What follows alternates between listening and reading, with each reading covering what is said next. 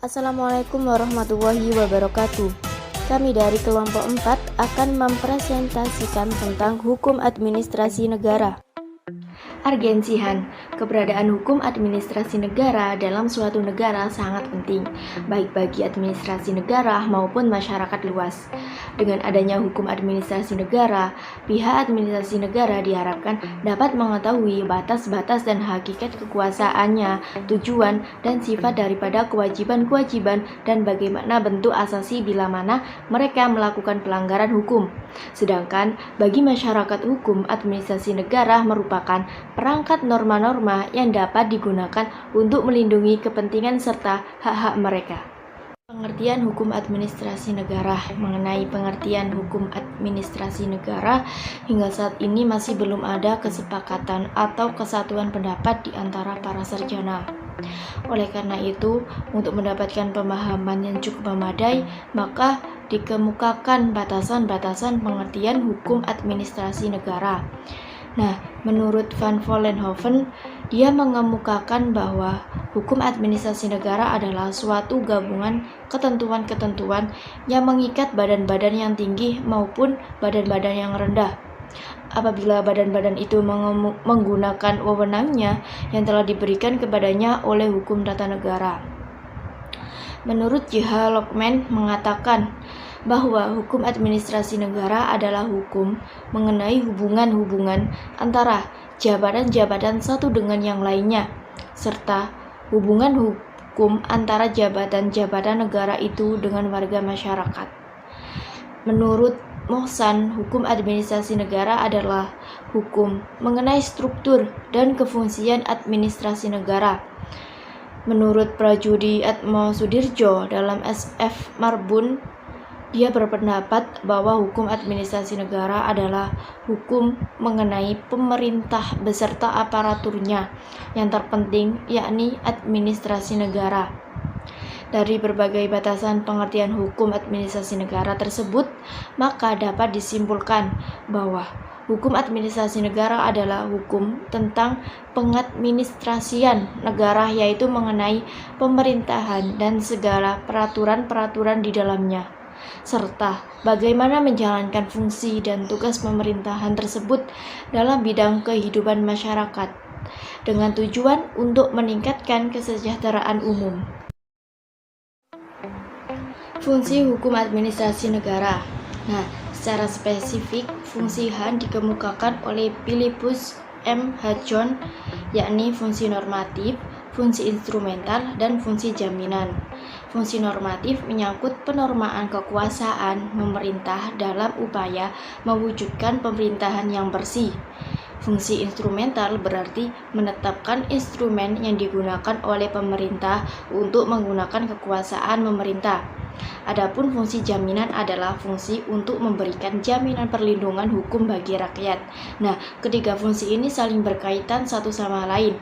Fungsi normatif yang menyangkut penormaan kekuasaan pemerintah jelas berkaitan erat dengan fungsi instrumental yang menetapkan instrumen yang digunakan oleh pemerintah untuk menggunakan kekuasaan pemerintah, dan pada akhirnya norma pemerintahan dan instrumen pemerintahan yang digunakan harus menjamin perlindungan hukum bagi rakyat.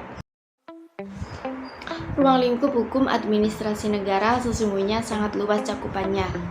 Hal itu sebagaimana diungkap oleh Prajudi Atmosudirjo yang mengatakan bahwa ruang lingkup hukum administrasi negara itu meliputi yang pertama, hukum tentang dasar-dasar dan prinsip-prinsip umum administrasi negara. Yang kedua, hukum tentang organisasi administrasi negara. Yang ketiga, hukum tentang aktivitas-aktivitas administrasi negara yang bersifat yuridis.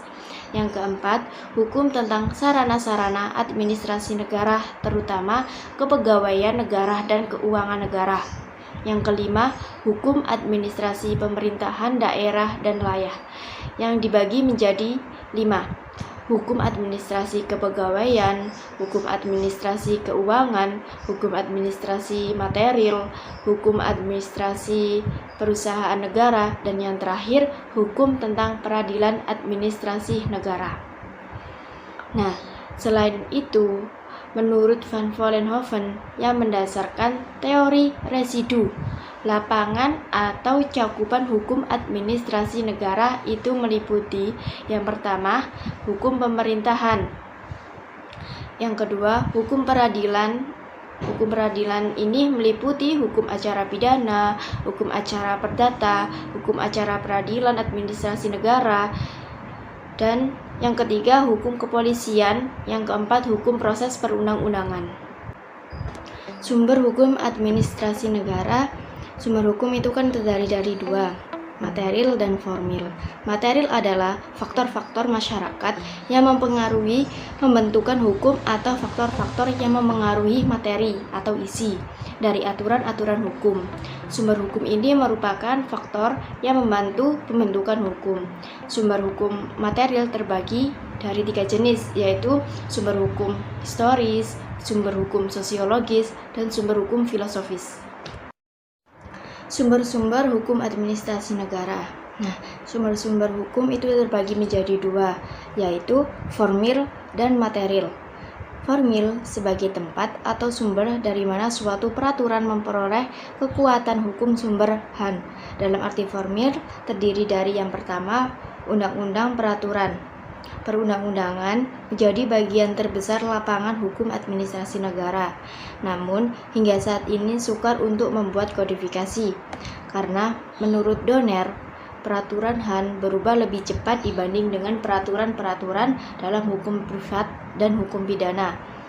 Selanjutnya, pembuatan peraturan Han tidak dalam satu tangan di luar pembuat undang-undang pusat atau presiden dan DPR.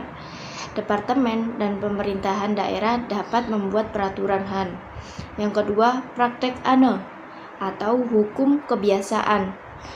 Hukum kebiasaan ini membentuk Han, ya kebiasaan tidak tertulis. Hukum yang tidak tertulis adalah hukum yang tidak dibuat oleh badan legislatif.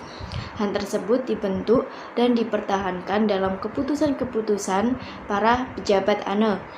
Sebagai sumber hukum formil, maka seringkali praktek ANE berdiri sendiri di samping undang-undang. Bahkan tidak jarang praktek ANE mengesampingkan peraturan-peraturan perundang-undangan yang ada. Sumber hukum formil yang ketiga yaitu jurisprudensi. Secara umum yang dimaksud dengan jurisprudensi adalah peradilan. Sedangkan dalam arti sempit adalah ajaran hukum yang tersusun dari dalam peradilan, yang kemudian dipakai sebagai landasan hukum. Selain pengertian tersebut, jurisprudensi juga diartikan sebagai himpunan putusan-putusan pengadilan yang disusun secara sistematik, bila mana keputusan seorang hakim terdahulu dalam memutuskan perkara atau kasus menjadi dasar keputusan seorang hakim kemudian, maka keputusan yang pertama menjadi sumber hukum jurisprudensi. Yang keempat, anggapan para ahli. Anggapan atau pendapat ahli hukum tidak dapat langsung menjadi sumber hukum, tetapi harus melalui jurisprudensi. Dan yang terakhir, sumber hukum formil yaitu traktat. Traktat disebut juga dengan treaty, adalah perjanjian antar negara. Ada yang bilateral dan ada juga yang multilateral. Hubungan hukum administrasi negara dengan tata hukum di Indonesia. Dalam sistematika ilmu hukum, hukum administrasi negara termasuk dalam hukum publik dan merupakan bagian daripada hukum tata negara. Dilihat dari sejarahnya, sebelum abad 19 hukum administrasi negara menyatu dengan hukum tata negara, dan baru setelah abad ke-19 hukum administrasi negara berdiri sendiri sebagai suatu disiplin ilmu hukum tersendiri. Pada pertengahan abad 20, hukum administrasi negara berkembang dengan pesat sebagai akibat tuntunan timbulnya negara hukum modern yang mengutamakan kesejahteraan rakyat. Nah, dengan demikian, hukum administrasi negara merupakan bagian dari hukum publik dikarenakan berisi peraturan yang berkaitan dengan masalah-masalah umum. Kepentingan umum yang dimaksud adalah kepentingan nasional, masyarakat, dan negara. Kepentingan umum harus lebih didahulukan daripada kepentingan individu, golongan, dan kepentingan daerah. Dengan pengertian bahwa kepentingan perseorangan harus dilindungi secara seimbang. Nah, sehingga pada akhirnya akan tercapai tujuan negara dan pemerintahan seperti tertera dengan jelas dalam pembukaan Undang-Undang 1945. Perbedaan hukum administrasi negara dengan hukum tata negara. Yang pertama, hukum tata negara mempelajari hal-hal yang sifatnya fundamental, yakni tentang dasar-dasar dari negara dan menyangkut langsung setiap warga negara. Contoh, presiden mengangkat menteri. Sedangkan untuk hukum administrasi negara, ia menitik beratkan pada hal-hal teknis saja yang selama ini kita tidak berkepentingan karena hanya penting bagi spesialis. Contoh, masyarakat menuntut transparansi negara. Perbedaan yang kedua, hukum tata negara mempersoalkan negara dalam keadaan diam. Karena hukum tata negara membahas kumpulan peraturan hukum yang membentuk alat-alat perlengkapan negara dan aturan-aturan yang memberi wewenang pada alat-alat perlengkapan negara. Sedangkan untuk hukum administrasi negara, ia membahas negara dalam keadaan bergerak. Ia berupa karena di dalamnya berupa kumpulan peraturan hukum yang mengikat alat-alat perlengkapan yang tinggi dan yang rendah dalam rangka alat-alat perlengkapan menggunakan wewenang yang telah ditentukan oleh hukum tata negara. Perbedaan yang ketiga, menurut Mr. Van Praag, hukum tata negara mempelajari anatomi dalam kurung bagian negara, sedangkan hukum administrasi negara menurut Mr. Van Praag mempelajari mengenai fisiologi negara. Perbedaan yang keempat, hukum tata negara sebagai jurus. Artinya, dengan mempelajari hukum tata negara, kita memfokuskan pada konstitusi negara sebagai keseluruhan. Sedangkan untuk hukum administrasi negara disebut sebagai spesies. Karena dalam hukum administrasi negara membahas mengenai administrasi negara saja. Perbedaan berikutnya, dari perbedaan sumber hukum. Untuk hukum tata negara, menurut Bagliermanan, hukum tata negara bersumber dari dua bentuk sumber hukum, yakni berupa material dan formil. Untuk material berupa Pancasila dan konstitusi, sedangkan untuk formil berupa UU, ketetapan MPR, peraturan pemerintah, maksud saya tadi UU 1945, ketetapan MPR, UU, peraturan pemerintah, konvensi atau kebiasaan dan sebagainya. Sedangkan untuk hukum administrasi negara, ia memiliki dua bentuk sumber. Ada yang berupa idil dan faktual. Apa idil? Idil merupakan sumber yang terletak pada wewenang yang ada pada negara. Timbulnya HAN tergantung pada cita-cita yang ada pada suatu kelompok penguasa tersebut, seperti Pancasila. Sedangkan bentuk sumber faktualnya terdiri dari UU nomor 10 tahun 2004. Menurut Didik Surat Putra, penulis buku Hukum Ekonomi Transnasional dan Transaksi Pinjaman Luar, beliau mengatakan bahwa hukum ekonomi merupakan bagian dari hukum administrasi negara. Hubungan berikutnya bahwa penerapan suatu sistem ekonomi pada suatu masyarakat oleh sebuah negara itu merupakan faktor sumber hukum yang ada yang mempengaruhi sistem administrasi negara pada negara tersebut. Sedangkan untuk irisan antara hukum administrasi negara dengan hukum ekonomi, yakni hukum administrasi negara berkutat mengenai tindakan dalam menyelenggarakan sebuah negara dalam kacamata hukum. Sedangkan hukum ekonomi, ia berkaitan dengan kaidah-kaidah hukum yang mengatur dan mempengaruhi perekonomian negara. Tugas dan fungsi pemerintahan terbagi menjadi beberapa poin. Yang pertama, bidang pemerintahan, mengembangkan dan menegakkan persatuan nasional dan teritorial dengan menggunakan wibawa dan kekuasaan negara melalui peraturan perundang-undangan, pembinaan masyarakat, kepolisian, dan peradilan.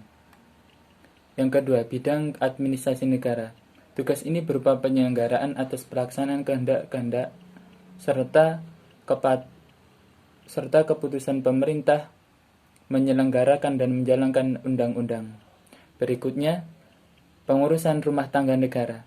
Masalah-masalah ini meliputi antara lain kepegawaian, keuangan, material, logistik, jaminan sosial produksi, distribusi lalu lintas angkutan, dan komunikasi. Yang keempat, pembangunan. Tata pembangunan terdiri dari beberapa perencanaan negara maupun daerah, penetapan pelaksanaan beserta anggarannya. Pembangunan dilakukan secara berencana baik jangka pendek maupun jangka panjang. Yang kelima, pelestarian lingkungan hidup, mengatur tata guna lingkungan, perlindungan lingkungan, dan penyihatan lingkungan, dan lain sebagainya. Yang keenam, pengembangan kebudayaan nasional yang ada di dalam masyarakat. Kebudayaan daerah perlu dikembangkan. Yang ketujuh, bisnis atau niaga. Bisnis bukan dagang, tetapi suatu kegiatan untuk melayani kebutuhan masyarakat atau umum. Misalnya, dinas kebersihan kota, rumah sakit, sekolahan, juga bidang-bidang usaha negara seperti BUMN dan BUMD.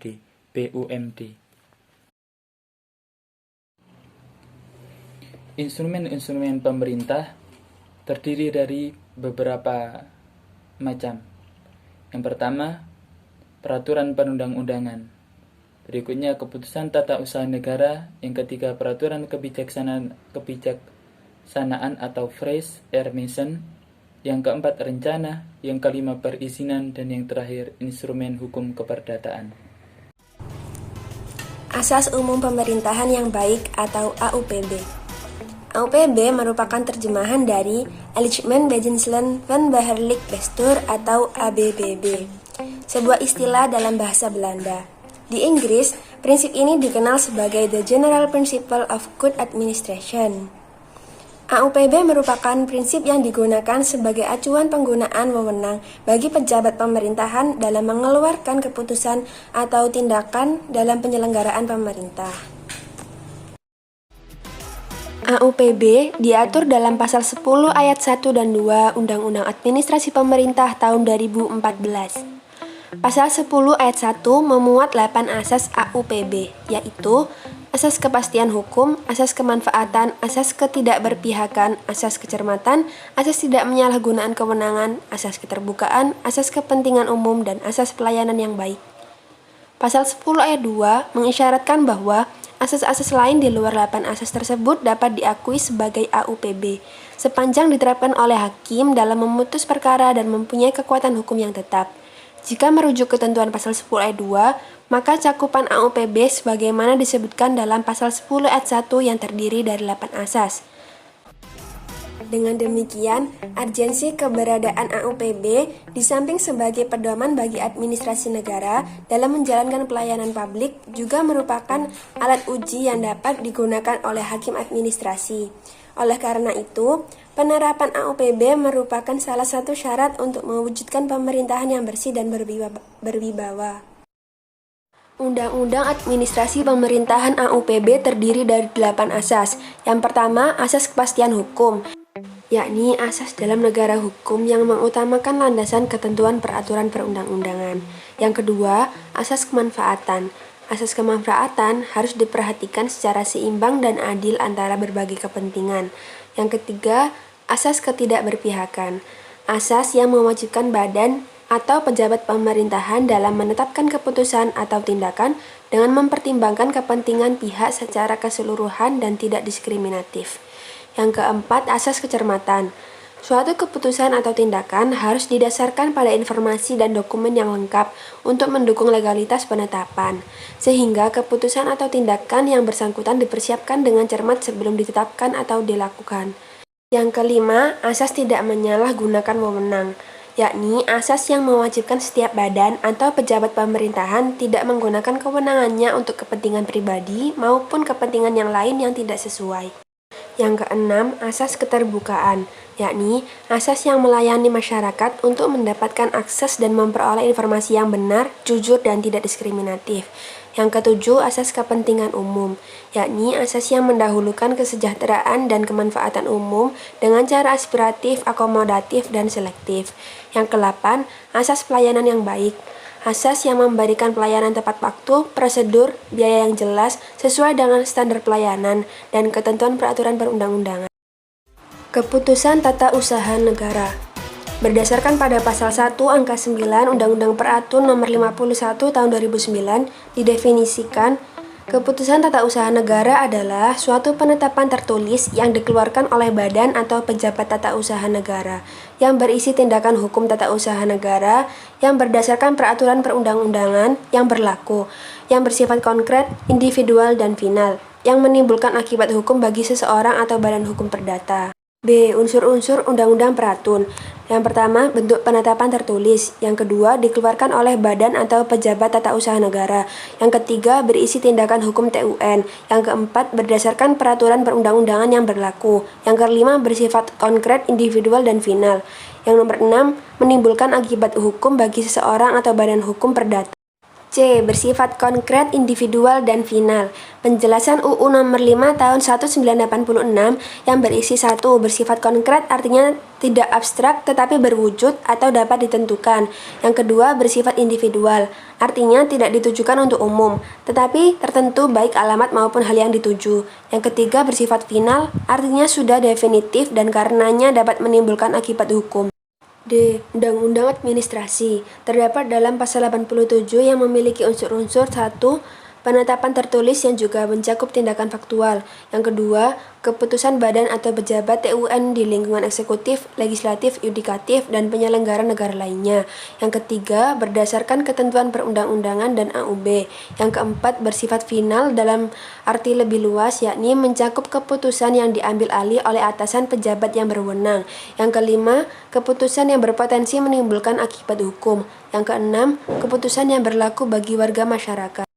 E. Keputusan administrasi pemerintahan terdapat dalam pasal 1 angka 7 disebut keputusan tata usaha negara atau keputusan administrasi negara. Yang selanjutnya disebut keputusan adalah ketetapan tertulis yang dikeluarkan oleh badan atau pejabat pemerintahan dalam penyelenggaraan pemerintahan.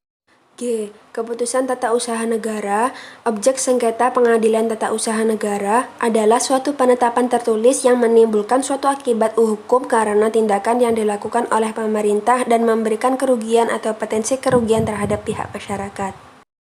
Hukum acara tata usaha negara. Dalam pasal 4 Undang-Undang Peradilan Tata Usaha Negara mengatur bahwa peradilan tata usaha negara adalah salah satu pelaku kekuasaan kehakiman bagi masyarakat pencari keadilan terhadap sengketa tata usaha negara. Karakteristik hukum acara peradilan tata usaha negara dan perbandingan dengan hukum acara perdata. Ciri utama yang membedakan hukum acara peradilan tata usaha negara dengan hukum acara perdata adalah hukum acaranya secara bersama-sama diatur dengan hukum materialnya, yaitu dalam Undang-Undang Nomor 5 Tahun 1985, Undang-Undang Nomor 9 Tahun 2004, Undang-Undang Nomor 51 Tahun 2009, Undang-Undang Peradilan Tata Usaha Negara. Berikut beberapa perbedaan hukum acara peradilan tata usaha negara dengan hukum acara perdata. Yang pertama, subjek atau pihak. Haptun yaitu badan atau pejabat tata usaha negara lawan warga masyarakat. Sedangkan HAP, warga masyarakat lawan warga masyarakat. Yang kedua, pangkal sengketa. Haptun yaitu ketetapan tertulis pejabat. Sedangkan HAP, kepentingan perdata warga masyarakat. Yang ketiga, tindakan. Haptun, perbuatan melawan hukum penguasa. Sedangkan HAP, perbuatan melawan hukum masyarakat dan prestasi. Yang keempat, peran hakim. Haptun, hakim aktif memperoleh kebenaran material, sedangkan HAP, hakim pasif.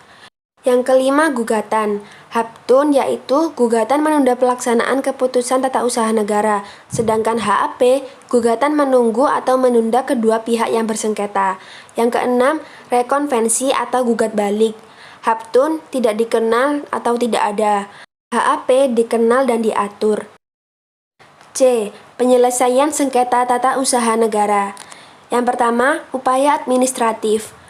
Prosedur yang dapat ditempuh oleh seorang atau badan hukum perdata apabila ia tidak puas terhadap suatu keputusan tata usaha negara.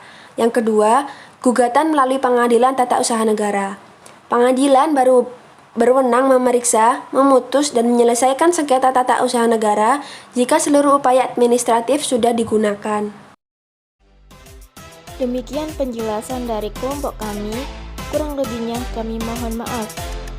Terima kasih. Wassalamualaikum warahmatullahi wabarakatuh.